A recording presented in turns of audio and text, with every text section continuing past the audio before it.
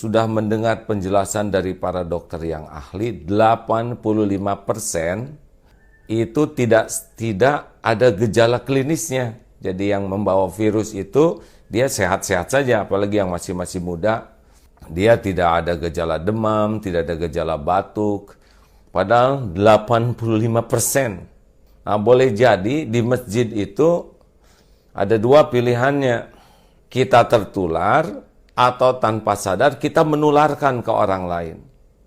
Jadi ini bukan wah yakinlah Allah yang menolong, alhamdulillah saya diberikan kesempatan berguru dengan guru yang ahli tauhid sehingga nama juga disebut Darut Tauhid. Namun kenapa menyempurnakan ikhtiar seperti ini? Ya karena Rasulullah pun begitu. Tidak boleh mencampurkan unta yang sakit dengan unta yang sehat. Nah kita tidak tahu sekarang siapa yang sakit dan siapa yang sehat. Aa khawatir kalau Aa ke masjid, mungkin Aa yang menularkan kepada yang lain.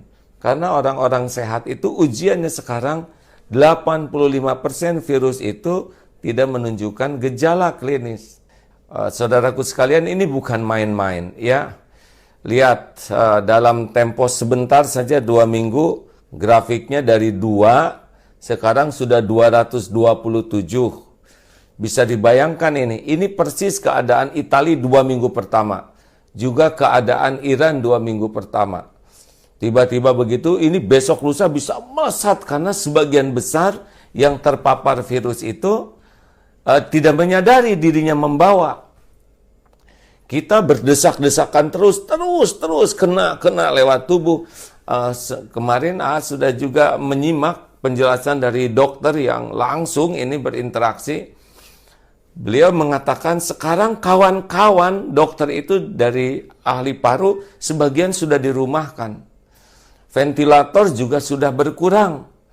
Jadi ini belum apa-apa. Nanti rumah sakit kita tuh sudah kekurangan dokter, kekurangan perawat, kekurangan peralatan, padahal ini belum apa-apa. Ini baru memulai ini. Ini belum apa-apa nih hadirin, baru tumbuh, baru 2 minggu. Besok lusa bisa ribuan dan puluhan ribu. Mungkin na'udzubillahi min zalik ya.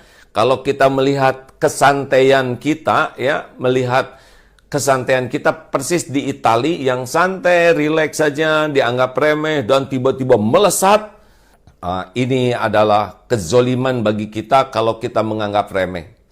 Kita keluar hanya ketika darurat saja. Tahan, keluarga tahan berada di rumah. Anak-anak tahan ada di rumah. Karena keluar kita tidak tahu jarak sekian akan kena. Ini penting. Kawan-kawan harus bisa memahami ini bahaya besar di depan. Kematian sudah ditetapkan oleh Allah Subhanahu wa taala, itu hakul yakin.